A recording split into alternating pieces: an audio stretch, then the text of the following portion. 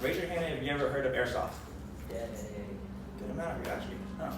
Well, a lot of people don't really know the sport because it's kind of like hidden. Most people that would know is because of paintball. It's kind of similar to the same game style. It's two sides fighting each other with plastic weapons.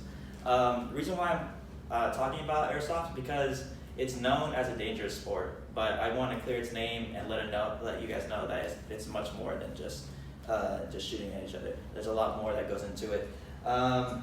For most people that don't really know what airsoft is, it's a military simulated sport that uses non-lethal military simulated combat. What I mean by that is that there's two sides, usually 50-50 amount of people there is, and they have either a plastic or a metal weapon or a gun that shoots 6mm BBs like this. They're not metal BBs, they're plastic BBs, so they don't hurt as much as an actual BB gun. In this game, it's like, if you ever play Call of Duty, there's like different game modes you could play, such as Team Deathmatch, Capture the Flag, Search and Destroy.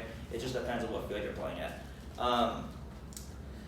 Whenever you're playing, you're separated into two teams. It could be a team full of people that are brand new to the sport, or a team full of people that are veterans from like a different branch of the military, or like people that are experienced at playing.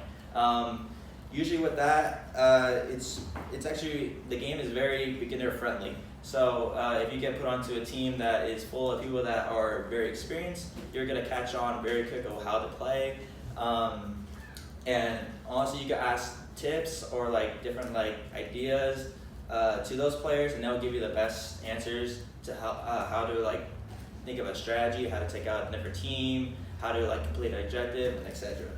Going to the key factors about airsoft, there's two things that are important about the sport. It's honesty and communication. What I mean by honesty is because you could be playing in an indoor facility or outdoor facility. Indoors, it's kind of dimmed out the inside, so like it's easier to see if your little BBs are hitting the player or not. But when you're outside, it's kind of harder because, of course, it's outside, daylight, and it's kind of hard to see if the BB actually hits the person. So honesty comes a long way. If you do get hit, it's all right. There's always a limited respawn, so you can always come back and go back to your spot and get that person that gets you out. Usually with honesty, that's the main reason why a lot of people cause tension and like arguments, because they feel like they did something right and someone else is there to just screw it up, you know? So it's always good to be honest. Another key factor is communication. With communication, you're able to create different strategies on how to attack an objective, and honestly, it's fun like knowing what to do on the field with like your teammates around you, and it's a great satisfaction feeling when you complete the objective. Going more into about airsoft, one of the main thing about it and why it's known to be dangerous is because not many people like to follow the safety rules. That's the key thing about this sport. What I have here is a dye mask. This is a mask I use when I play. It's similar to paintball masks, but it covers my eyes, my nose, pretty much every part of my front face, not the lower chin. I usually wear this when I play.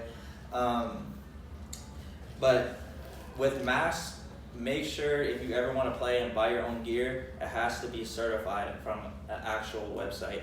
I don't recommend going to like an actual store, like a sporting store, to like buy anything airsoft related, because you never know if it's going to be certified or not. Maybe like the equipment might be, it might break on you. Like sometimes the glasses or the goggles might chip if it gets shot in the eye, and the glass might go on your eye. Another thing with the mask, it's important to know if it's certified or not, because of course you don't want to get shot in your eye. That's one thing about airsoft. It's dangerous because you have the potential of going blind if you're not wearing the proper gear. So just make sure if you want to buy gear, it's from an actual airsoft store. And a lot of websites are great spots to check it out too. And sometimes you might come home with a lot of welts or something like that. So if you want to like keep your skin all good and stuff like that, wear something protective like double layers, or just cover everything like that doesn't show skin.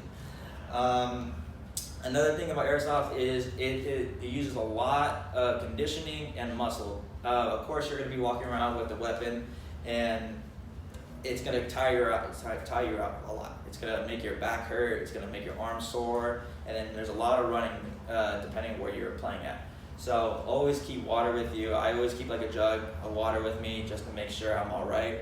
And if you ever feel like you have to pass out or anything like that, just make sure you walk out and like get some water in.